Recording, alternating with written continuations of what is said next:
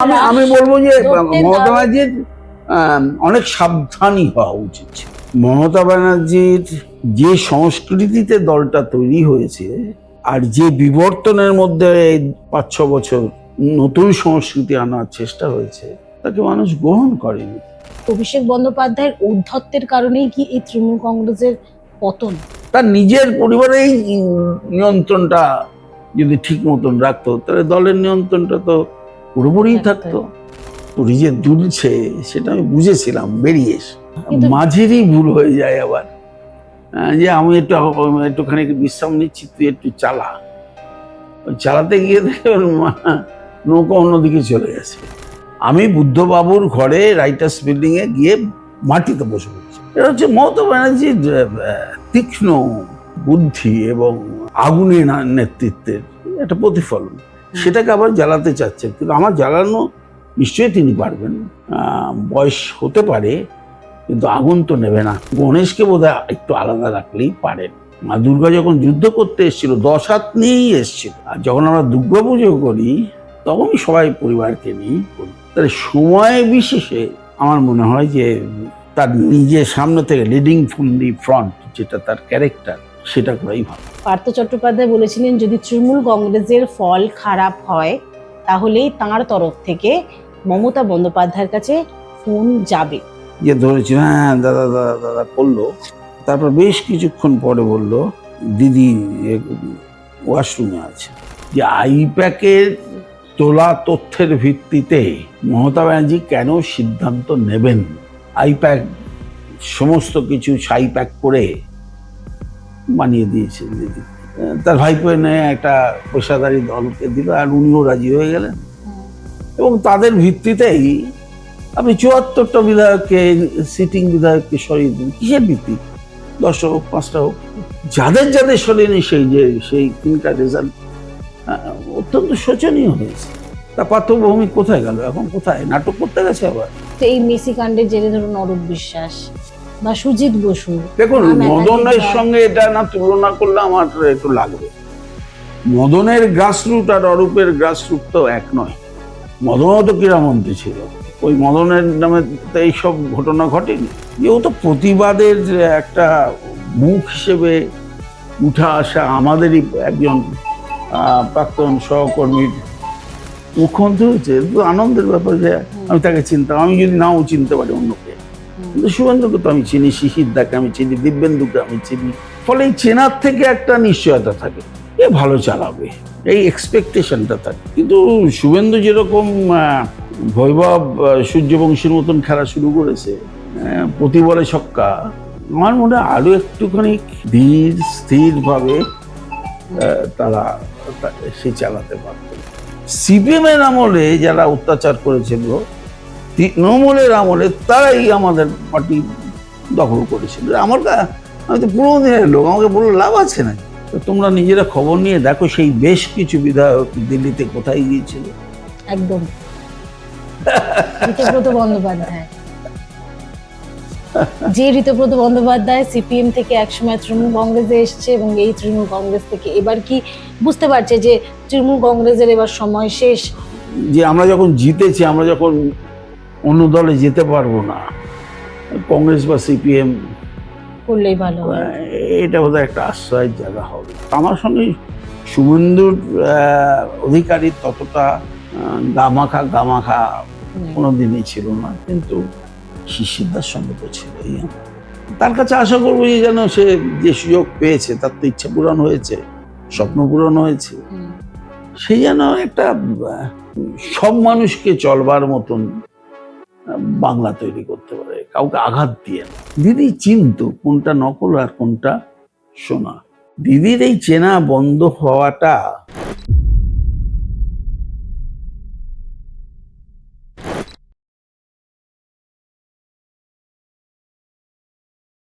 তৃণমূল কংগ্রেস ধসের মুখে, গ্রেফতার হচ্ছেন একের পর এক প্রাক্তন মন্ত্রী বিধায়করা।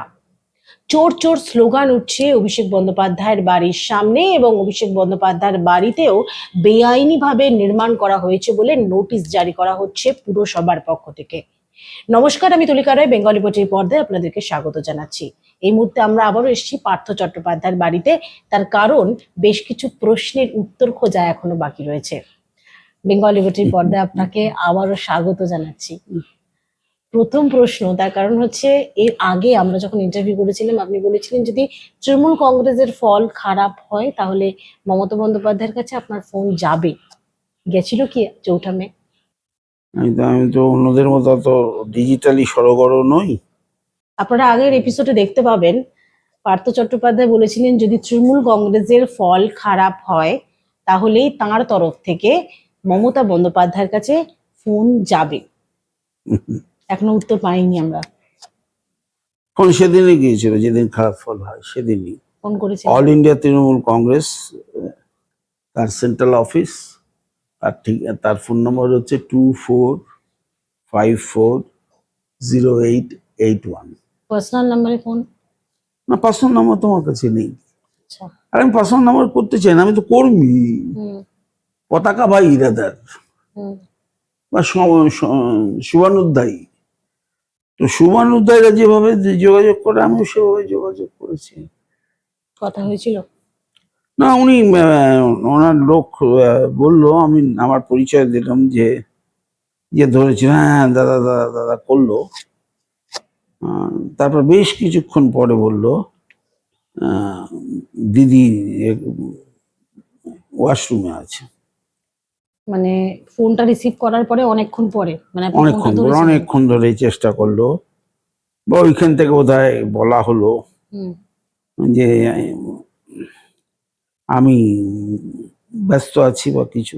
হুম থাকতেই পারেন, ব্যস্ত নেত্রী, ব্যস্ত থাকতেই পারেন। তারপরে কিন্তু আমি ওনাকে ফোন করবো আর নিজের জন্য করিনি। হুম এই অসংখ্য কর্মীরা যারা আতঙ্কিত হয়ে নিজেরাই বাড়ি ছেড়ে চলে গেছে, যারা তৃণমূলের একাংশ বিজেপির পতাকা ধরে তৃণমূলের অফিসই ভাঙচুর করছে, হুম এই একটা অবস্থায় দাঁড়িয়ে কর্মীদের পাশে দাঁড়াবার আহ্বান করতাম তাকে। হুম। তাই সৌভাগ্য হয়নি। সুতরাং আপনি যে বলছেন না যে আপনি কি করেছেন, আমি যা বলি আমি তা করি। হুম। আমি আমি বলতাম যে আমি চাকরি চাইছি, এই তো। একেবারে অল ইন্ডিয়া তৃণমূল কংগ্রেস 5ই মে তিনি ফোন করেছেন, এখানে একদম লেখা রয়েছে। তাহলে আপনি এটা দেখালাম, এটা দেখানোর দরকারও নেই। কেন? বিশ্বাস তাকেই করা যায় যে বিশ্বাসের মতন কাজ করে। দল তো আমার সঙ্গে বিশ্বাসের মতন কাজ করেনি। তবু দলটা তৈরি করতে হয় না, একটা মাতৃ যন্ত্রণা আছে। সেই যন্ত্রণা থেকে, বেদনা থেকে হাজার হাজার কর্মীরা, যাদেরকে বারণ করা হয়েছিল পার্থদার সঙ্গে যোগাযোগ করো না, পার্থ জেঠুর সাথে যোগাযোগ করো না। পার্থ জেঠু মানে কি আপনি সেনাপতি না কি বলেন আপনারা?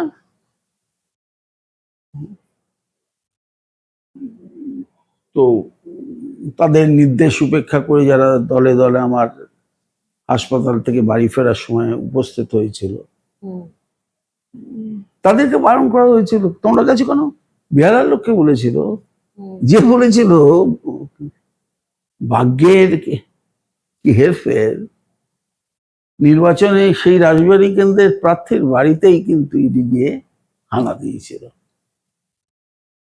এটা ভাগ্যের কি হেরফের। তাই বলছি যে মিথ্যাচার অপবাদ দিয়ে কিছুদিন হয়তো পারবে, কিন্তু সত্য বেরিয়েই আসবে। বেরিয়ে এসছে রেজাল্টে। বিপর্যয়, তুই বলছে ধ্বংসের মুখে দাঁড়িয়ে আছে। কোথায় ধ্বংস হচ্ছে? 41% ভোট পেয়েছে, কিন্তু আসন পায়নি। তার মানে এই যে মমতা ব্যানার্জির যে সংস্কৃতিতে দলটা তৈরি হয়েছে, আর যে বিবর্তনের মধ্যে 5-6 বছর নতুন সংস্কৃতি আনার চেষ্টা হয়েছে, তাকে মানুষ গ্রহণ করেনি, বর্জন করেছে।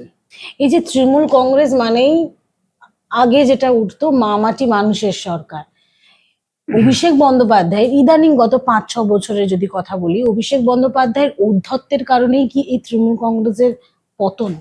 আপনি একটা কথা সবাই বলে, আচ্ছা এই পরিবারের অভিভাবকের নাম তো মমতা ব্যানার্জি, হুম, তাহলে সেই পরিবারে যদি কোনো দুষ্টু ছেলে দুষ্টু মেয়ে হতে পারে, তারা যদি দুষ্টুমি করে, তার তো শাসন করবার অধিকার অভিভাবকের ছিল, তাই না? কোনো জায়গায় কি মমতা বন্দ্যোপাধ্যায়ের হাত থেকে রাশ বেরিয়ে গিয়েছিল? আমার তো আবার তোমার প্রশ্নের উত্তরটা অনুভয় দিতে হয়। কোন জায়গায় কি মনে হয় না যে তিনি রাজ ছেড়ে দিয়েছিলেন? এই একটা দেখানো, এই দেখানোতেই তো আমি আজকে আনুগত্যের শিকার হয়েছি না। তো আনুগত্য আমার তো মমতাকে দেখেই করতেছি। আমি তো কোনো পতাকা দেখে আসিনি, আমি তো মিছিলে হাঁটি না, একটু বড় চাকরি কোথাও চলে এসেছি। হুম, অন্যেরা চাকরি ছেড়ে যখন রিটায়ার করেছে তখন এসছে, কেউ তাদের পেশাটাকে রেখে রাজনীতিটা করেছে। আমার তো কোনো পেশাই ছিল না, আমার তো নেশা। মমতা ব্যানার্জি আমার নাহলে আমার যে পড়াশুনো, আমার যে লাইনে, আমি তো সারা বিদেশ ঘুরেছি, হুম। কিন্তু আমি আরামসেই ছিলাম, নিরাপদ জীবন থেকে অনিশ্চিত ভবিষ্যতে লাভ দিয়েছিলাম। গতকাল দেখা যাচ্ছে মমতা বন্দ্যোপাধ্যায় এবং অভিষেক বন্দ্যোপাধ্যায়ের একটি মিটিং হয়, একটা বৈঠক হয়, যেখানে তৃণমূলের যারা বিধায়করা রয়েছেন তাদেরকে ডেকে পাঠানো হয়েছিল। তার মধ্যে প্রায় 50 জন বিধায়ক গায়েব, নেই সেই এটা তারাই দেখবে, বৈঠকে।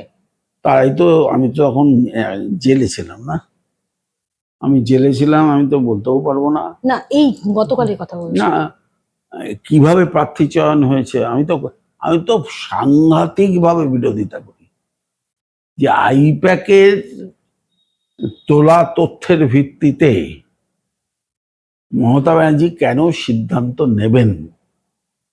তিনি তো প্রতিটি গ্রামের প্রতিটি তৃণমূল কংগ্রেস কর্মীকে, নেতাকে তিনি নিজে চেনেন।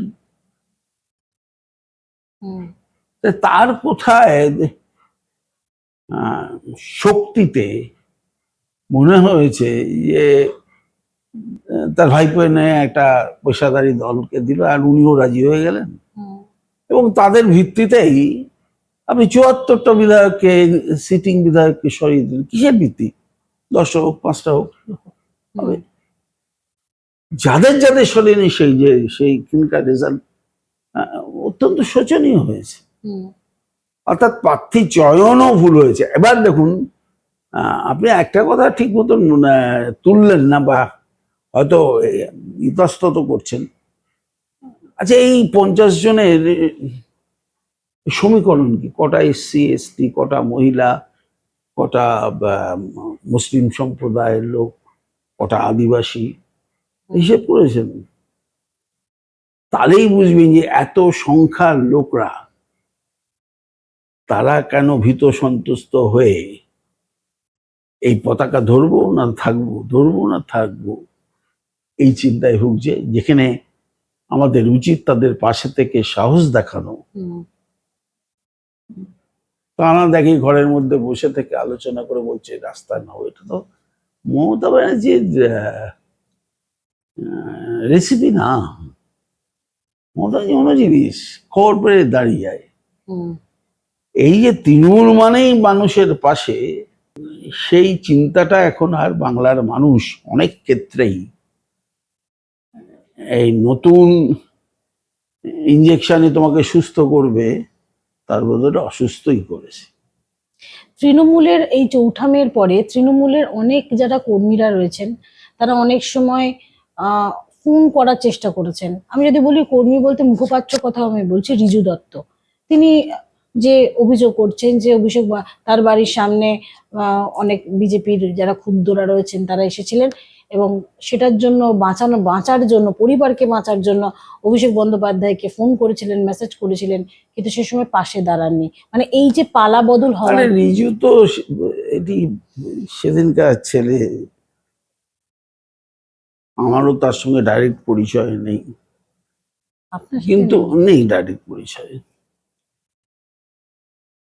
অভিষেকের অফিসে আমার মেয়ে আমেরিকা থেকে ফোন করেছিল আচ্ছা। যেদিন আমাকে ধরে নিয়ে যায়।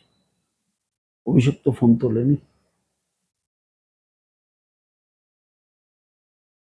কর্তার ইচ্ছায় কর্ম হলে সেই কর্মকে ঢাকতে কি কেউ চেষ্টা করবে? মানে সুতরাং এই যে রিজুরা বলছে না,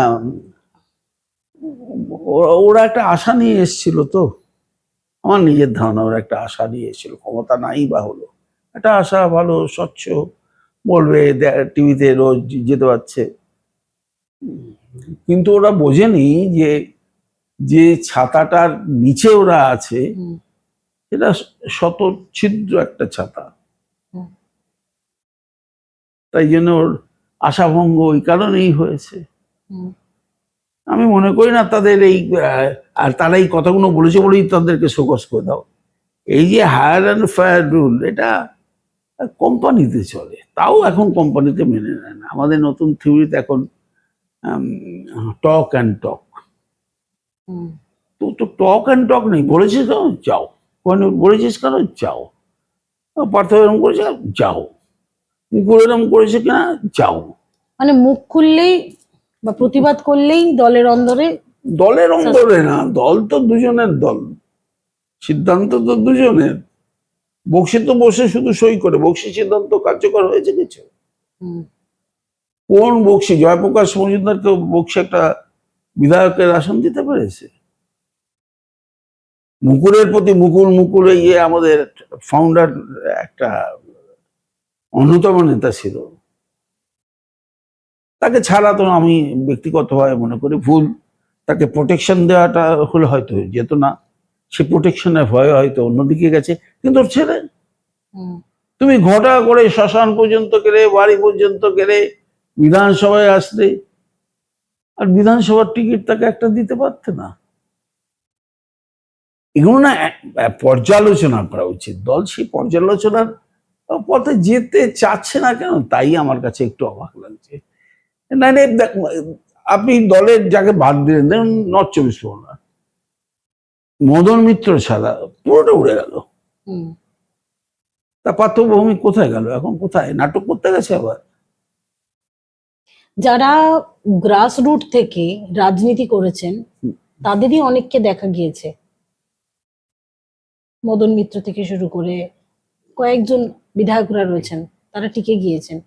কিন্তু এই মেসি কাণ্ডের জেরে ধরুন অরূপ বিশ্বাস বা সুজিত বসু দেখুন, নাম মদনের একাধিকবার। সঙ্গে এটা না তুলনা করলে আমার একটু লাগবে। মদনের গ্রাসরুট আর অরূপের গ্রাসরুট তো এক নয়। এটাকে কি করে বলুন? তাল আর তাল মিষ্টিকে একসঙ্গে মেলালে কি করে হবে? মদনও তো ক্রীড়ামন্ত্রী ছিল। হুম, ওই মদনের নামে তো এইসব ঘটনা ঘটেনি। অরূপ ভালো কাজ করে নিশ্চয়ই, দিদির প্রিয় পাত্র, দিদির পিছন পিছন ঘুরতে কিরকম দেখুন, যেই মেসি ঘটলো, যেই হয়ে গেল, অরূপকে আর দেখা গেল না পিছনে। একটা উদাহরণ দিলাম। হুম, মানে তোমার কিছু ঘটলে আমি তোমার পাশে নেই, হুম। কিন্তু তোমার জন্য আমি সব করবো, কিন্তু তুমি আমার পাশে থাকবে না, দল আমার পাশে থাকবে না, দল ঝেড়ে ফেলবে। তাহলে দল মতুয়াদের সাপোর্ট দরকার, একজনকে সাপোর্ট করবে। দল বীরভূম একজনকে দরকার, তাকে ভাগ বলবে। দল ফিল্ম স্টার অমুক তমুক লোক আছে, তাকে মন্ত্রীর একটা ছেটে দিয়ে মন্ত্রিত্ব বজায় রাখবে।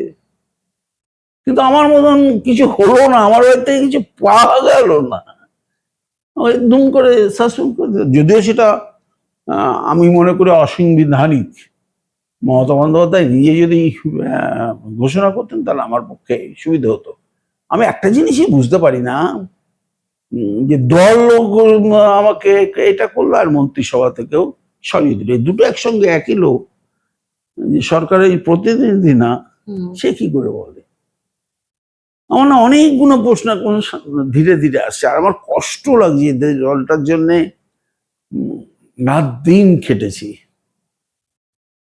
রাত দিন খেটেছি। আমার সুখী জীবন থেকে আমি কোথায় ঝাড়গ্রামে চলে গেছি, কোথায় ডায়মন্ড হারবারে চলে গেছি, যেখানে মৃত্যু সেখানে পার্থ। আমার নাম তো ডোম চ্যাটার্জি হয়ে গেছে। হুম। নন্দীগ্রামে তো আমি প্রথম গেছি, মমতা ব্যানার্জি তো আমারই গাড়িতে গিয়েছে। না, আমি আর না পুরোনো দিনের কথা তুলে লোকের কাছে সহানুভূতি নিতে চাই না। আমি যেটা বলছি যে এখনো সময় আছে। যদি সেই সময়গুলো পেরিয়ে যায়, অপরচুনিটি নেভার নকস টুয়াইস, তাহলে দুঃখের হবে। আর বিষয় সম্পত্তি নিয়ে যে সমস্ত প্রশ্ন এখন আপনারা দেখছেন, সেটা একদিনে হয়নি। 15 বছর সময় ছিল। না না, একদিনে 15 বছর একদিনে তো হয়নি রে বাবা। এই যে অভিষেক বন্দ্যোপাধ্যায়ের বাড়িতে নোটিশ পাঠিয়েছে, তার শান্তিনিকেতন, কালীঘাট, এগুলো কেন মানুষের চোখে লাগছে জানেন? আমি শুভেন্দুকে এইটা অন্তত রিকোয়েস্ট করবো মুখ্যমন্ত্রী হিসেবে, যে ও তো প্রতিবাদের একটা মুখ হিসেবে উঠা আসা আমাদেরই একজন প্রাক্তন সহকর্মীর মুখ্যমন্ত্রী হয়েছে, তো আনন্দের ব্যাপার যে আমি তাকে চিনতাম। আমি যদি নাও চিনতে পারি অন্যকে, কিন্তু শুভেন্দুকে তো আমি চিনি, শিশিরদাকে আমি চিনি, দিব্যেন্দুকে আমি চিনি। ফলে এই চেনার থেকে একটা নিশ্চয়তা থাকে, এ ভালো চালাবে, এই এক্সপেকটেশনটা থাকে। কিন্তু শুভেন্দু যেরকম বৈভব সূর্যবংশীর মতন খেলা শুরু করেছে, প্রতি বলে ছক্কা, আমার মনে হয় আরো একটুখানি ধীর স্থির ভাবে তারা সে চালাতে পারতো। এটা আমি তাকে বলবো। মানে এই যে নোটিশ পাঠানোর ক্ষেত্রে বলছেন, বা এগুলো তো আগেও পাঠাতে পারে, 10 দিন পরেও পাঠাতে পারে। কেন এটা শুভেন্দু অধিকারী করছে আপনার কেন মনে হচ্ছে? কারণ এটা তো প্রশাসন অন্তর্গত। প্রশাসন। আমি তো আর আমার প্রিয় সহকর্মী এককালে আমারই হাতে গড়া ছেলে বৈষ্ণব চ্যাটার্জি, তার মতন দুটো লাইন কর্পোরেশনের কাউন্সিলর্স রুমে বসে পরে বিপ্লব ঘটাবো না? এগুলো এই সমস্ত স্টাইল না আমরা জানি, এগুলো পুরনো স্টাইল। এটা কিন্তু দলের আগের পুরনো স্টাইল। বসে পড়ো, যেমন আমি বসে পড়েছিলাম। আমি বুদ্ধবাবুর ঘরে রাইটার্স বিল্ডিং এ গিয়ে মাটিতে বসে পড়েছিলাম। এটা হচ্ছে মমতা ব্যানার্জির তীক্ষ্ণ বুদ্ধি এবং আগুনে নেতৃত্বের একটা প্রতিফলন। সেটাকে আবার জ্বালাতে চাচ্ছেন, কিন্তু আমার জ্বালানো নিশ্চয়ই তিনি পারবেন। বয়স হতে পারে, কিন্তু আগুন তো নেবে না। হতে পারে, তবে আমার মনে হয়েছে একটু গণেশকে বোধহয় একটু আলাদা রাখলেই পারেন। মা দুর্গা যখন যুদ্ধ করতে এসেছিল 10 হাত নিয়েই এসেছিল, আর যখন আমরা দুর্গা পুজো করি তখন সবাই পরিবারকে নিয়েই করি। তাহলে সময় বিশেষে আমার মনে হয় যে তার নিজের সামনে থেকে লিডিং ফ্রম দি ফ্রন্ট, যেটা তার ক্যারেক্টার, সেটা করাই ভালো। গণেশকে হয়তো আলাদাই রাখছেন, কারণ গতকাল যে বৈঠক হয়েছে সেই বৈঠকে অভিষেক বন্দ্যোপাধ্যায় খুব একটা কথা বলেননি, অর্থাৎ গণেশ খুব একটা কথা বলতে দেওয়া হয়নি তাকে। না, এটা আপনারা ভাবছেন। এটা যদি তাই হতো না, তাহলে দলের এই বিপর্যয় এতটা হতো না। বলতো যে ও কি করে করলো এটা। আরে একই রাজ্যের শিক্ষামন্ত্রী, সে তার নেত্রী হচ্ছে মুখ্যমন্ত্রী, সে অন্যায় করলো, আর সেই মুখ্যমন্ত্রী আরেকজন শিক্ষামন্ত্রী এনে তার বিচার করাচ্ছে। কি হাস্যকর একটা চিত্রনাট্য, যে আপনারা দেখিয়ে আমার হয়তো সামাজিক বরবাদ করেছেন বা চেষ্টা করেছে, বরবাদ তো হয় না, চেষ্টা করছে, আমার বুঝতে টাইম লাগবে। কিন্তু আমি বলবো যে আমি তো স্ট্র্যাটেজিক ম্যানেজমেন্টের পড়াতাম। স্ট্র্যাটেজিগত কারণে যাদের সাময়িকভাবে একটু পিছনের আসনে বসিয়ে নিজে আবার সেই তার আসনটাকে নিয়ে যদি যেত, তাহলে বোধহয় ভালো। শ্রীকৃষ্ণ কেন রথের চালালো? অর্জুন তো পিছনে বসেছিল। কৃষ্ণ যা যা বলেছে অর্জুন তাই তাই করেছে। কিন্তু এই যে মেয়র হিসেবে ফিরহাদ হাকিম, আমরা সূত্র মারফত খবর পাচ্ছি, তিনি বলছেন যে তিনি আর এই দায়িত্ব সামলাতে পারছেন না। তাহলে কি কোনো জায়গায় চাপ হচ্ছে? অভিষেক বন্দ্যোপাধ্যায়ের বাড়িতে এই যে নোটিশ যাচ্ছে, এবং মমতা বন্দ্যোপাধ্যায় কাকে কাকে বা বলবেন? একের পর এক সেই তালিকা তো দীর্ঘ। অনন্যা বন্দ্যোপাধ্যায়ের নাম যদি করি, দিলীপ মণ্ডল, দেবলীনা, দেবলীনা, অনেকেরই নাম এখানে উঠে আসছে। মানে তৃণমূল আবার অনেকে খুব সেনাপতির ঘনিষ্ঠ হয়ে সুযোগ সুবিধে নিয়ে হুম আম, তার তাবেদারি করে, অনেক কিছুই করেছে। হ্যাঁ, অনেক কিছু করে এখন মিটিংয়েও যাচ্ছে না। হুম এরকম লোকেরও সংখ্যা আছে, হুম এরকম কাউন্সিলরও কম নেই, আছে। এখন প্রশ্ন হচ্ছে যে দিদি চিনতো কোনটা নকল আর কোনটা সোনা। দিদির এই চেনা বন্ধ হওয়াটা হুম আমার কাছে মনে হয় এই 4 বছরের আমার যা আমি তো প্রচুর অ্যাসেসমেন্ট করবার টাইম পেলাম, তখনও বলেছিলাম আপনাকে যখন এসেছিলেন। হুম তো তাতে আমার মনে হয়েছে যে মানুষ অ্যাকসেপ্ট করেনি আমাদের এই নতুন সংস্কৃতি। যেমন যেমন এই যে পেশাদারিত্ব আনা, হ্যাঁ, দক্ষিণী সিনেমার মতন গাড়িতে হাত নাড়ানো, হুম এটা দক্ষিণে হয়তো অ্যাকসেপ্টেড। আমি তো কাশ্মীরের আপেল এনে নাকতলার বাড়িতে হুম ফলাতে পারবো না, হুম সুতরাং এটা তো রিজেক্টেড হবেই, হয়েওছে। আমি একটা একটা ইয়ে কেন্দ্র, আমি তো জানতামই না এত,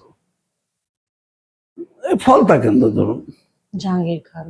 এখান থেকে আমার বন্ধু মমতারও ঘনিষ্ঠ সঙ্গী ছিল তমনাশ ঘোষ জিতত, তাকে ফলতায় যেতেই দিল না।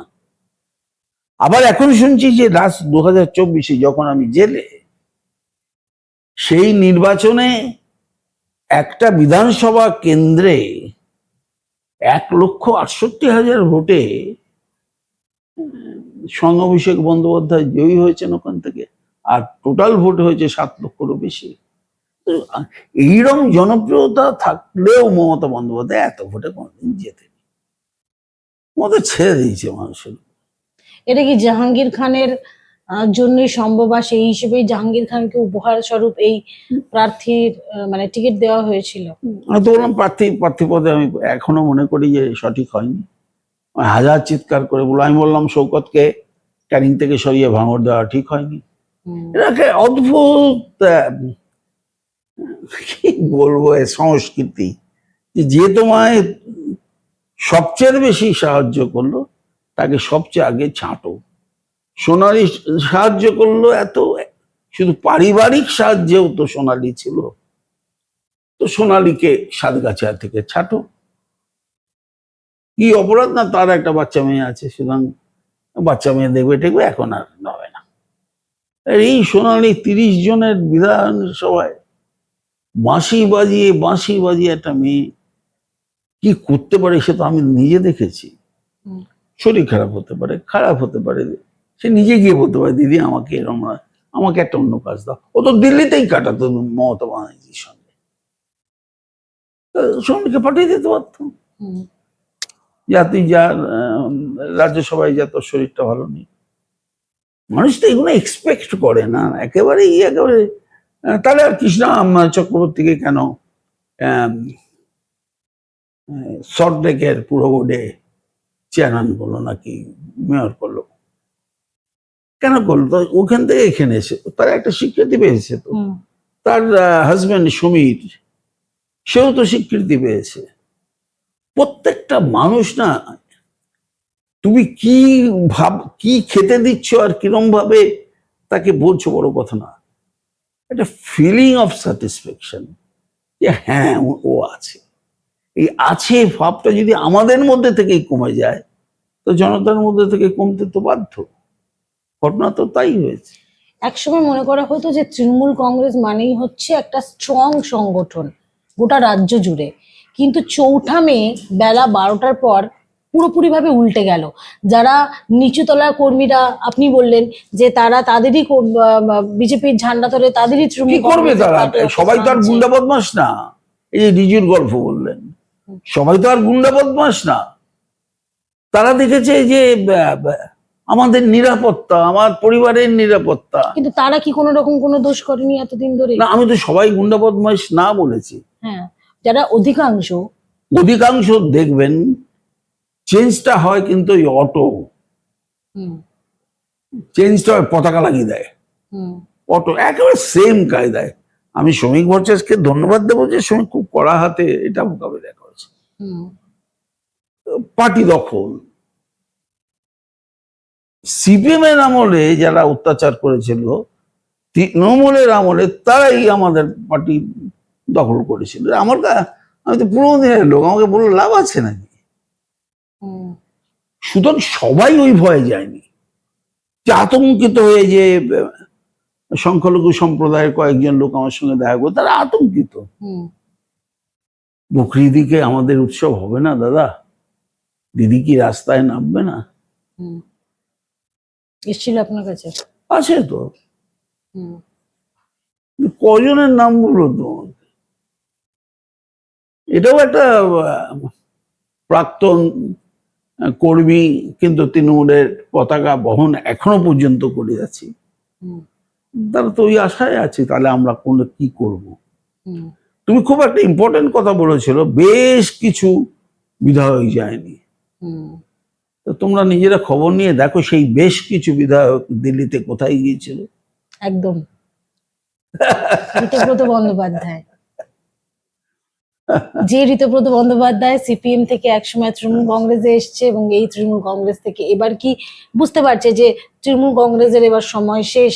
আমার না সে খুব কারণে কষ্ট কি- লাগে ওই প্রতিকূলের জন্য, খুব কষ্ট লাগে যে বেচারি এখানে আসলো, হাত ধরে নিয়ে আসলো, দীপশিখাকে ছেড়ে, মীনাক্ষীকে ছেড়ে, সায়নকে ছেড়ে, কলতানকে ছেড়ে এরা আসলো।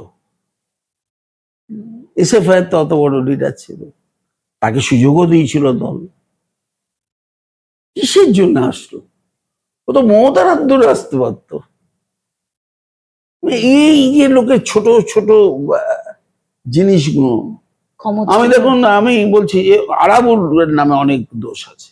হুম আমি দোষ সংশোধন করব, শাসন করব। আরাবুলকে এমন অবস্থায় ফেলে দেবো, বারবার জেলে, বারবার জেলে, সে অতিষ্ঠ হয়ে অন্য জায়গায় চলে যাবে। হুম এটাকে বলছেন ভালো জিনিস?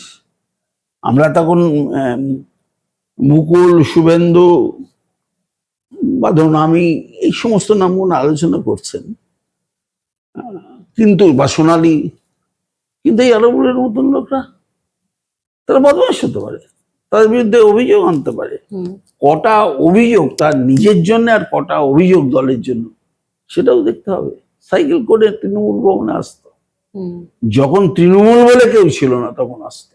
সুব্রত বক্সী ভালো জানে, হুম। এখনো তো বাতি জ্বালানোর জন্য সুব্রত বক্সী বসে আছে, যদিও ঘরটা নাকি আবার যে খাবার দাবার দিত, প্যান্ডেল বানাতো, খুব কাছের লোক ছিল, সে বলেছে আমার ওপর পাবে না।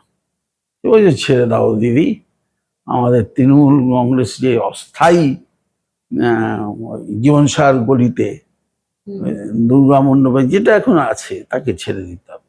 এই যে একটা চক্রব্যূহর মধ্যে আমরা পড়েছিলাম, আমরা পড়তে তো নিজেরাই দিয়েছি। মানুষ কি দিইনি, আমরা সব দিয়েছি, আমাদের তো দেওয়ার শেষ নেই। কিন্তু কোন জায়গায় ভুল হলো? তার কারণ মানুষে অনেকেই এটা দেখে অভ্যস্ত হয়েছে যে যারা তৃণমূলের একেবারে নিচু তলার কর্মীরা, তাদের হাতেও মানে তাদের সোনার চেন, দামি গাড়ি। আর এটাকে আগে ছিল না, আপনারা এমন ভাবে বলছেন যেন একটা দুর্নীতিমুক্ত, শোষণ মুক্ত সমাজ। কার্ল মার্কস পারেনি, লেনিন পারেনি, যারা আমাদের প্রবক্তা, পশ্চিমবঙ্গের এত বড় সরকার, তারা পারেনি। তো এখানে তৃণমূল কংগ্রেসের কোনো ভূমিকা ছিল না বলছেন? কোনটায়? এই যে না না, নিচু তলার যারা এই যে কর্মীরা নিচু রয়েছে। তালার নিয়ন্ত্রণ এরা যদি না রাখতে পারে, আপনি বলছেন যে একটা আঞ্চলিক দলের প্রধান, সে এত ভালো নিয়ন্ত্রণ তার নিজের পরিবারেই নিয়ন্ত্রণটা যদি ঠিক মতন রাখতো, তাহলে দলের নিয়ন্ত্রণটা তো পুরোপুরি থাকতো। আপনি জাহাঙ্গীরকে খারাপ বলছেন, আপনি ও খেলাও করেছেন খারাপের। আমি শোকতকে সিপিএম এর বোমা মেরেছিল আমাদের মিটিং এ আসার সময়, রেজ্জাক মোল্লার লোক ছিল জীবনতলায়। আমার মিটিং মমতা ব্যানার্জির মিটিং, সেও দলে এসছে। তার মানে বলতে চাইছেন, মানে আপনি আবারও ডিপ্লোম্যাটিকই বলছেন মমতা বন্দ্যোপাধ্যায় এই গোটা ঘটনার জন্য না, তিনি আমি যদি আমি রাশ আমি বলবো যে ধরতেন মমতা তাহলে- ব্যানার্জির অনেক সাবধানী হওয়া উচিত ছিল। হুম, সাবধানী, যেমন ধরুন আমি এখন আজকে পরিষ্কার বলছি, আমি তো আপনার দলেরই লোক ছিলাম, তাহলে আপনি কিন্তু একটা খবর দিয়ে বলতে পারতেন কি হয়েছিল ঘটনাটা। আমার বিচার শেষ হলো না, বিচারের আগে আমার সাসপেন্ড করে দিল। হুম। যেটা সমস্ত যারা অনেক বিধায়করা রয়েছেন তাদেরকে কিন্তু করা হয়। করেনি। এই যে অ্যাটিচিউড টুয়ার্ডস মি, এটা তো মমতার অ্যাটিচিউড বলে আমি অ্যাকসেপ্টই করতে পারতাম না হুম, যতক্ষণ জেলে ছিলাম। এখন বলি নিশ্চয়ই মমতা ব্যানার্জির একটা অনুমোদন ছিল, হুম, যদি না থাকতো তাহলে উনি খবর নিতেন ঠিকই, হুম, কিন্তু স্থায়ীকরণের কোনো ব্যবস্থা করেনি। আর আমার বুঝতেও দেরি হয়নি যে উনি ওনার ক্ষমতা কতটুকু। আমাকে একজন আজকে বলতে হবে এটা তোমার সামনে, আমাকে একজন আইএস অফিসার, আমি বলবো না, সে আমার সেক্রেটারি ছিল, হুম, সে বললো বুঝলেন স্যার, দেখতেও এসেছিল আমাকে হাসপাতালে, বুঝলেন স্যার অসুবিধাটা কি হয়েছে জানেন, এতদিন আপনারা ছিলেন, দিদির একটা লিস্ট ছিল, হুম, আপনারা নিজে থেকে নিজেদের জন্য লিস্ট আনতেন না, দিদি যা বলতো সেটাই আপনাদের লিস্ট। এখন হচ্ছে দিদির সামনে একটা 135 জনের লিস্ট দিয়ে বলা হলো যে আইপ্যাক সমস্ত কিছু ছাই প্যাক করে বানিয়ে দিয়েছেন দিদি। হুম। দিদি হয়তো সে 135 থেকে 74 জনকেই ছেটে দিল। আপনারা দেখছেন ছেটে দেওয়া, কিন্তু কারা এলো? আপনি মঞ্জু বোসকে দিলেন না, হুম। বিকাশ বসুর স্ত্রী, যার হত্যার সময় আমি নিজে গিয়েছিলাম ওইখানে, হুম, আপনি তাকে দিলেন না। আপনি কোথা থেকে তৃণাঙ্কুরকে ওখানে ঢুকিয়ে দিলেন? আপনি মুকুলের ছেলেকে দিলেন না, শুভ্রাংশুকে আপনি দিলেন না। আপনি যদি এতই ভালোবাসেন ইয়েকে, এতই ভালোবাসেন শুভ্রাংশু চলে গেল কৃষ্ণকে, বাঘ, তাকে পদ থেকে সরিয়ে দিলেন। হুম। আমার মতন সাসপেন্ড করেননি, এটা সৌভাগ্য কেষ্টর। ওর মেয়ে ওর সঙ্গে তিহারে জেল খাটলো, ওর মেয়েকে একটা চাকরি একটা বিধানসভা দেওয়া যেত না 11টার মধ্যে। আমি তো অনেককেই দিয়েছি, আইনজীবীর ছেলেকে, আইনজীবীর ছেলে, আইনজীবীর ছেলেকে আইনজীবী হিসেবে আপনি দিয়েছেন, এমন নয় যে দেননি। মেয়ে, মার বদলে মেয়ে, বাপের বদলে না হলেও বাপের পুত্র, এটা অনেক জায়গায় দিয়েছেন। তারা যারা এরকম একটা কষ্ট করলো তার একটা স্বীকৃতি, মেয়েটার কি দোষ ছিল দিতে পারতেন না একটা? এই ছোট ছোট জিনিস না, বিন্দুতে বিন্দুতেই হয় সিন্ধু, তাই সিন্ধু হয়েছে। আপনি আমাকে অপমান করতে হবে, আপনি আমাকে দেখা করতে পারবেন না, কিন্তু আমি আপনার ফটো নিচে নামিয়ে রাখিনি। আমার টেন্ট বাইরে তার থেকেও ফটো খুলে ফেলেনি, এখনো রয়েছে আপনার বাড়িতে? নিশ্চয়ই। আমি যেটা বিশ্বাস করি, আমার বিশ্বাসটা নষ্ট হয়নি, তোমার বিশ্বাসটা নষ্ট হয়েছে। তোকে দেখুক, আমার বাড়ির সামনে কোথাও ডিজে বাড়ি গিয়ে কেউ বলে যায়নি। আপনি চাকরি প্রার্থীরা চাকরি চাই বলে আমার কাছে আন্দোলন করেছে, সে আন্দোলনে আমি বারবার ছুটে গেছি, কখনো প্রেস ক্লাবে, কখনো মাতঙ্গিনীতে, কখনো রানী রাসমণি রোডে, কখনো। কিন্তু যারা চাকরি প্রার্থীরা তারা তো অনেকেই অভিযোগ করছেন, এই এসএলএসটি যারা 2016 যারা দীর্ঘদিন ধরে আন্দোলন করেছেন, সেই সময় যদিও বা আপনি সেই সময় ছিলেন না শিক্ষামন্ত্রী, ব্রাত্য বসু ছিলেন, সে সময়ও তারা বারংবার ধরে হয়েছিল বলেছেন, হয়েছিল তো, কিন্তু দুর্নীতির অভিযোগ ওঠেনি। একটা জিনিস তোমাকে ভাই বুঝতে হবে, একটা আর্থিক লাভ আর একটা হচ্ছে আমার যোগ্যতা সত্ত্বেও আমি কর্মপ্রার্থী হিসেবে আমার স্বীকৃতিটা পাইনি, এটাই মূল অভিযোগ ছিল। অন্তত পরবর্তীকালে তো চলে গেলেন, ফেলে রেখে গেলেন ছেঁড়া কাপড়, আমি সেলাই করতে করতেই তো আমার টাইম চলে গেছে। এইসব ভাষণ দিচ্ছেন, বড় বড় ভাষণ দিচ্ছেন, দিন না। তৈরি মঞ্চ পেয়েছেন, তৈরি বিধায়ক হয়ে গেছেন, ভালো নাট্যকার হতে পারে, ভালো অভিনেতা হতে পারে, ভালো সংগঠক তো কোনোদিনই ছিল না, তাই না? এবার বলবেন যে লেখাটাই আমার আগুন, হতে পারে, যে যেরকম হয়, তোমরা তোমাদের কায়দায় লড়ো, আমরা আমাদের কায়দায় লড়ি, হতে পারে। এই যে সুজিত বসু গ্রেপ্তার হলেন পুরো নিয়োগ দুর্নীতিতে, একের পর এক নাম সামনে আসছে, শান্তনু সিনহা বিশ্বাস দিদির বাড়িতে গার্ড, হ্যাঁ, একসময় দিদি বাড়িতে, একসময় বাড়িতে মানে- যখন ইডি রেড করেছে মমতা বন্দ্যোপাধ্যায় বাড়িতে, তিনি শেল্টার পর্যন্ত নিয়েছেন। সেটা যায় না। তার দিদি যে অন্যর জন্য দৌড়াদৌড়ি করেন আমাকে ছাড়া, সেটা তো জানি, সেটা লোকে দেখেছে। তাহলে কি শান্তনু সিনহা বিশ্বাস অনেক কিছু জানেন, ফাঁস করে দিতে পারেন, সেটা আমি সেখানে কি নাকি বলবো? সাহায্য? আমি- আর পার্থ চট্টোপাধ্যায় জেনেও কিছু বলবে না, না, না, সেটা আমার বিশ্বাস আমার রয়েছে? আমার সংস্কৃতি, আমার শিক্ষা আমাকে যেটা শিখিয়েছে, আমার তো নরেন্দ্রপুর থেকে একটা শিক্ষা শিখেছি। আমি তো রামকৃষ্ণদেব আর সারদা দেবীর ছবি আর বিবেকানন্দের ছবি রেখে তাকে বিশ্বাস করি না, অথচ ছবি রেখেছে, তা তো করিনি। ছোটবেলা থেকে আজও আমি সন্ধ্যাবেলায় বারান্দায় যাই, আমার উল্টো দিকে যে আনন্দ আশ্রম আছে, সেখানে গান হয়, খণ্ডনম ভববন্দন, আমি জেলে বসে গিয়েছি। তো এগুলো তো বিশ্বাস, মানুষের বিশ্বাসের উপরেই অনেকটা নির্ভর করে।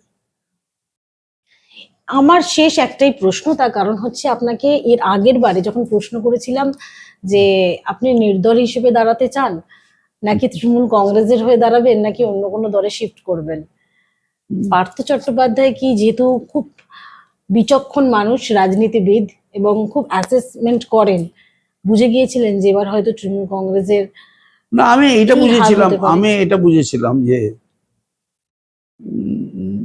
দুটি তরি, এটা আমি বুঝেছিলাম। তরি যে দুলছে সেটা আমি বুঝেছিলাম বেরিয়ে এসে। হুম, কিন্তু যে নৌকা যে উল্টে যাবে এটা আমি ভাবিনি। হুম, এখনো যা আছে দেখুন, 41% ভোট তো আছে, হুম, প্লাস 80টা বিধায়ক আছে। পরবর্তীকালে পঞ্চায়েত আমরাই শিখিয়েছি কিরম ভাবে নিতে হয়, ওরা সেরকম ভাবেই হয়তো চেষ্টা করবে, সব জায়গায় সেনাবাহিনী নামিয়ে দেবে। হুম। কর্পোরেশন ইলেকশন গুলো হয়তো তাই করবে। তো মমতা ব্যানার্জির তো এই শক্তি ছিল যে আমি একলা চলো রে বলে গান গেয়েছিলেন। হুম, তো একলা চলেই তিনি আগে পিঁপড়ের মতন লোক পেতেন, এখন ওনাকে জোগাড় করে নিতে হবে, সেই পিঁপড়ারা তাকে কামড়ায় কিনা, হুম। তার বাড়ির লোকই হোক, তা দলের লোকই হোক, এর থেকে দেখতে হবে, ওকে অন্য লোক কেউ কিছু করবে না। আমাদের দল যদি, মাস্তুল যদি ঠিক থাকে জাহাজের, পালের খাবার সে টেনে নিতে পারবে। হুম। কিন্তু যদি ওই কিন্তু- মাঝেরই ভুল হয়ে যায় আবার, যে আমি একটুখানি বিশ্রাম নিচ্ছি, তুই একটু চালা, ওই চালাতে গিয়ে দেখে ওর নৌকা অন্যদিকে চলে গেছে।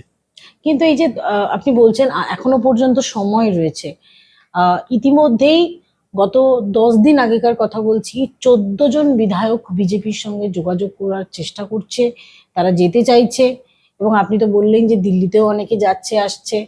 তো এই না, আমি আপনাদের আরেকটা অ্যাডিশনাল খবর দিই, নিচুতলার অনেকেই আবার কংগ্রেস করতে চাইছে। এটা খবর দিতে আপনাকে, আপনারা তো ঘোরেন না। অনেক এমএলএরা যারা সংখ্যালঘু সম্প্রদায়, তাদেরও মনে একটু কুটকুট কুটকুট করে আমরা কি আবার কংগ্রেসে চলে যাব, এই ধারণাটা আসছে। আরেকটা ইনফরমেশন দিয়ে দিলাম, শুধু বিজেপি না, মানে তারা এটা মনে কি- করছে যে আমরা যখন জিতেছি, আমরা যখন অন্য দলে যেতে পারবো না, যতক্ষণ না শাসক দল একটু তাদের প্রতি উদার আচরণ করছে, হুম, পাক সার্কাসে গিয়ে তাদের দোকান ভারী ভাঙছে না, তিল জ্বলাতে গিয়ে বেআইনি বাড়ির নাম করে তাদের বাড়ি ভাঙছে। একটা আঘাত তো তারা বুঝতে পারছে, তাদের বকরি দেখ যে পালন করতো তা হচ্ছে না, সীমান্তর বেড়া দিয়ে বলছে আর কোর্টে নয় একেবারে ওই দেশে পাচার করে। এই যে একটা আচরণ, মানে একটা অ্যাটিচিউডনাল প্রবলেম, এতে তারা নিজেরা এখন মনে করছে যে বোধহয় কংগ্রেস বা সিপিএম করলেই ভালো হয়। এটা বোধহয় একটা আশ্রয়ের জায়গা হবে। কিন্তু বিজেপি তো কোনো জায়গায় বা এই রাজ্য সরকার তো কখনো বলেনি যে যারা মুসলিম সম্প্রদায়েরা রয়েছে তাদেরকে বের করে দেওয়া হবে, শুধুমাত্র যারা অনুপ্রবেশকারীরা রয়েছে অনুপ্রবেশের না, তাদেরকে- তোমাকে আরেকদিন একটা সাক্ষাৎকার নিও। অনুপ্রবেশের অনেক ব্যাখ্যা আছে। আমি সরকারে থাকলে এটা অনুপ্রবেশকারী, আমি সরকারে না আসলে এরা প্রবেশকারী, এর ব্যাখ্যা আছে। আমি দেখো, আমার আমার আমার তো যোগাযোগ সকলের সাথেই ভালো ব্যবহার করতাম, করিও, আমার কোনো আপত্তি নেই। আমার সঙ্গে বামপন্থীদের খুব ভালো ব্যবহার করতো, উদ্ধবাবুর সঙ্গে ঝগড়া করলেও আমার সঙ্গে ভালো রিলেশন ছিল। হাসিল আব্দুল হালিম আমাকে পরিষদীয় রীতিনীতি শিখিয়েছেন। মনোরঞ্জন রায়, চিত্তব্রত মজুমদার, আমার কর্মজীবনে তাদের সঙ্গে আমার পরিচয় ছিল। আমি এখনো মনে করি যে এই কথাটা মনে রেখে যদি শুভেন্দু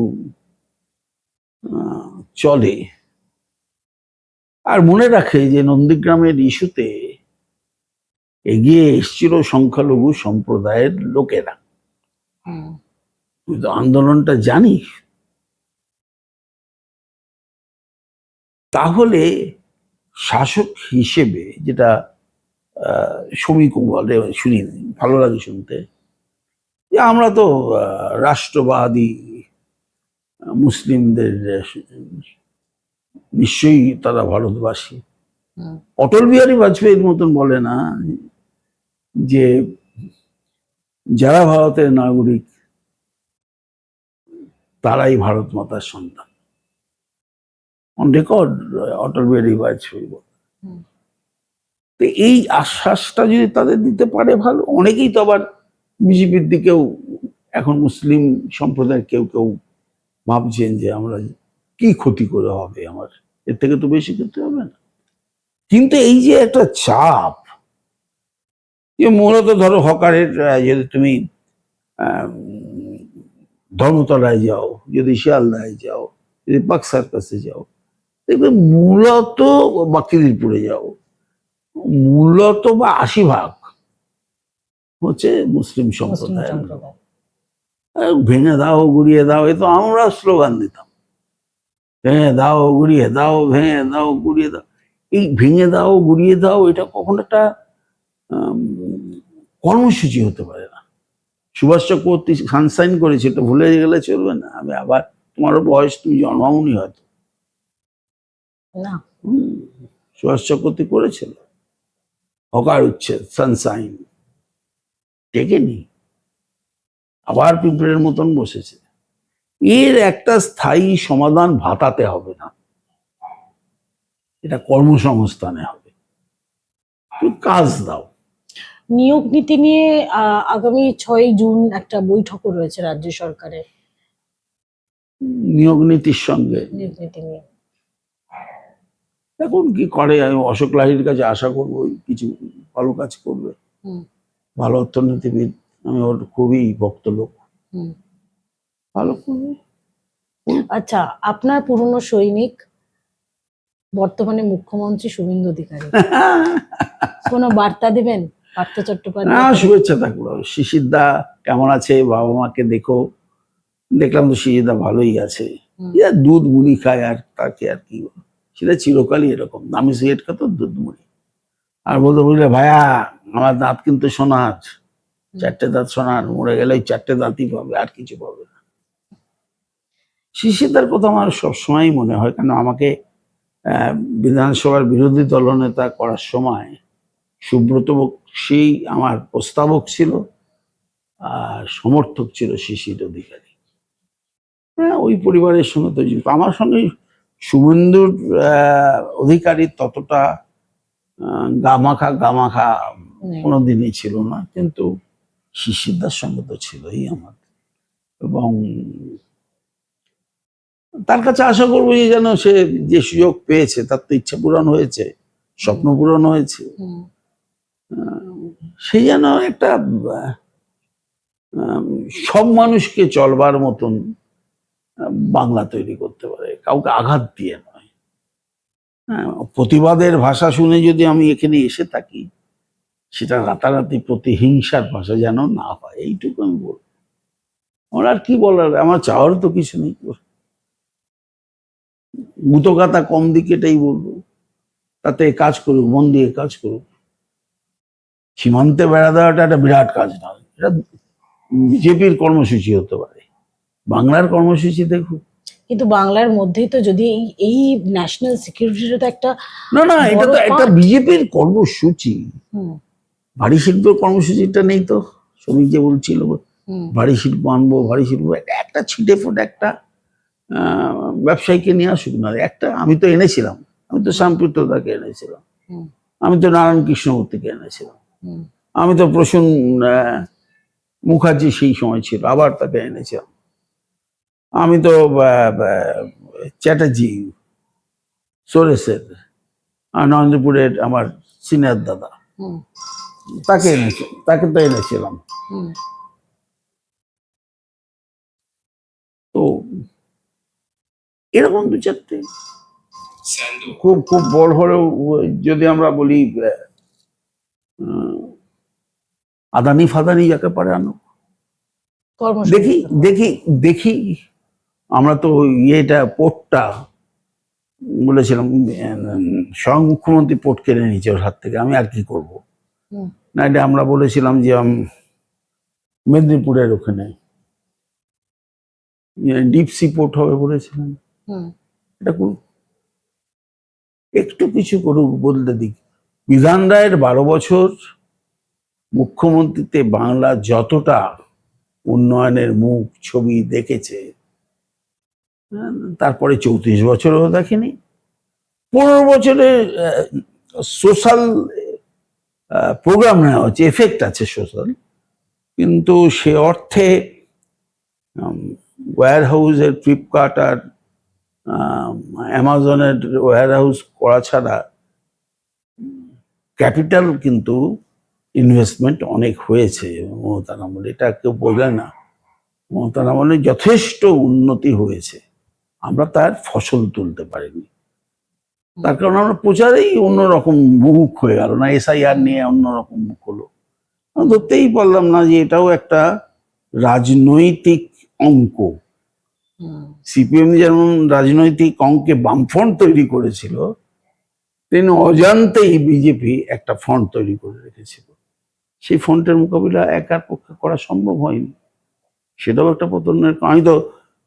আমি এমপিও থাকবো দলে, আবার কখনো কখনো বলবো এমপি হয়ে আমাদের পরাজয়ের কারণ, তা তুমি আজ এমপি কেন? হুম, তোমার জায়গাতে এতগুলো সিট হেরে গেল, তুমি আবার এমপি, তোমারও তো রেসপন্সিবিলিটি আছে। হুম, আমরা 37,000 লোককে চাকরি দিতে, তোমাকে কে বলেছিল তুমি 26,000 লোকের চাকরি খেয়ে নিলে? তোমার যদি মনেই হয়ে থাকে তার মধ্যে বেনিয়ম আছে, যা পরবর্তীকালে সুপ্রিম কোর্ট আমি এখন দেখছি, পড়ছি, তো 5,000 লোকের, তুমি 2.5 লক্ষ লোকের চাকরি দিচ্ছ, প্রচার করোনি। হুম, তুমি অকারণে বাদবাকি লোকের চাকরি খেয়ে নিলে, কখন এই কোর্টে গিয়ে একরকম বলছো, কখন সুপ্রিম কোর্টে গিয়ে একরকম বলছো। তাদের তো রাস্তায় নামিয়েছো তোমরা। কে অধিকার দিল যে কালীঘাটে যাবে না, নবান্নে যাবে না, বিকাশ ভবনে যাবে না, ক্যামাক স্ট্রিটে যাবে? কেন? ক্যামাক স্ট্রিটে একটা আলাদা একটা পাওয়ার সেন্টার নাকি? কারণে করেছে। আমি যদি সুস্থ হই, ওদের মধ্যে গিয়ে বলবো তুমি আমাকে দুমদাম 4টে মারো, তাতেও কিছু হবে না, তার কারণ জানি যে এটা অন্যায় হয়েছে। আমি পাস করেছি, অন্যের জন্য আবার আমার পরীক্ষায় বসতে হবে, আবার ওই পরীক্ষায় আমি নাও থাকতে পারি। হুম। এই যে একটা অনিশ্চয়তা সৃষ্টি, তো করে দিল এই আইপ্যাক থিওরি, যে তোমাকে বিশ্বাস করতে হচ্ছে না যে তুই শত্রু না তুমি মিত্র। আজকে আমার ভাতৃসম পুত্র সম ওইসবও বুঝছে যে যাহারা তোমার নিবায় সেবার, তো এখন বুঝতে পারতে পার থেকে সরে নাহলে স্ট্র্যাটেজিও হতে পারে, আমি তো জানি না কিছু। কিন্তু দলের একটা বিপর্যয়ের কারণগুলো খোঁজা যেমন দরকার, তেমনি ফ্যাক্ট ফাইন্ডিং করে তো হয় না, মাঠে নেমে করতে মাঠে হবে। নেমে করতে হবে। আর বলছে কলকাতার রাস্তায় নামুন, কে রাস্তায় নামবে? যারা নেতৃত্বে পরিষেবা রয়েছেন পরিষেবা তারা- দেওয়ারই লোক নেই, ওই রাস্তায় নামুন। হুম। ববির কথা এখন শুনবে কে? ববি বেচারির কথা শুনবে কে? দেবলি না, কালকে দেখছিলাম আমি চেয়ারপারসন থেকে সরে গেলাম, কিন্তু মানুষের সেবার জন্য আমি কাউন্সিলর থাকবো। আচ্ছা, এই যে বস অভিষেক বন্দ্যোপাধ্যায়কে বস বস বলা হতো, জাহাঙ্গীর খান থেকে শুরু করে এই বস ঋতু বলেছে। দত্ত, দেবলীনা বিশ্বাস, সবাই হ্যাঁ, বস। বস বলেছে। সেই বসের বিরুদ্ধেই এখন অনেকেই পথ ছাড়ছেন, অনেকেই বলছেন যে এই অভিষেক বন্দ্যোপাধ্যায় বাড়ি বেআইনি, আমি সেটা তার ব্যক্তিগত আমি বিষয়। যারা যারা যারা একটি বাচ্চা ছেলেকে বিপদগামী করে তুলতে সাহায্য করেছে, আমি তাদের সবচেয়ে বেশি দোষী মনে করি। হুম। কেন বিপদগামী সে হতো না যদি সঠিকভাবে চালাতো। ও তো বিজ্ঞান, ধ্বংস হলে ধ্বংস হবে, সৃষ্টি হলে সৃষ্টি হবে, তাই হয়েছে। কাঁটা চামচে যেদিন খেতে শিখলো, সেদিন তো মমতার সংস্কৃতির থেকেই দূরে সরে গেল, যে মুড়ি আলু দিয়ে মেখে খেয়ে ইটের ইয়েতে বসে বসে মমতা ব্যানার্জি দল চালিয়েছে। দল বড় হয়, নিশ্চয়ই দল বড় হয়েছে, দলের চিন্তাধারা দিকে দিকে ছড়িয়ে দাও, তো দিকে দিকেই ছড়িয়ে দিয়েছে, কিন্তু দলকে যারা ছড়িয়েছে যে এই পতাকা ধরে, সেই পতাকার লোকগুলোকে তো মানুষ গ্রহণ করতে পারেনি। অসংখ্য ধন্যবাদ আপনাকে। তবে পার্থ চট্টোপাধ্যায়ের তরফ থেকে যে বার্তা, প্রতিবাদ যেন প্রতিহিংসায় পরিণত না হয় এবং কর্মসংস্থানের ব্যবস্থা করুক, এমনটাই আশা করছেন শুভেন্দু অধিকারীর কাছে। আপনারা এতক্ষণ দেখছিলেন বেঙ্গল লিবার্টি। এই ভিডিও যদি ভালো লাগে তাহলে লাইক, কমেন্ট, শেয়ার, সাবস্ক্রাইব করতে ভুলবেন না। www.bengalliberty.com এ আপনাদের জন্য রয়েছে সমস্ত খবর সাজানো, স্বাধীন, কাছেহীন গেরিলার সাংবাদিকতার পাশে দাঁড়ান। অসংখ্য ধন্যবাদ।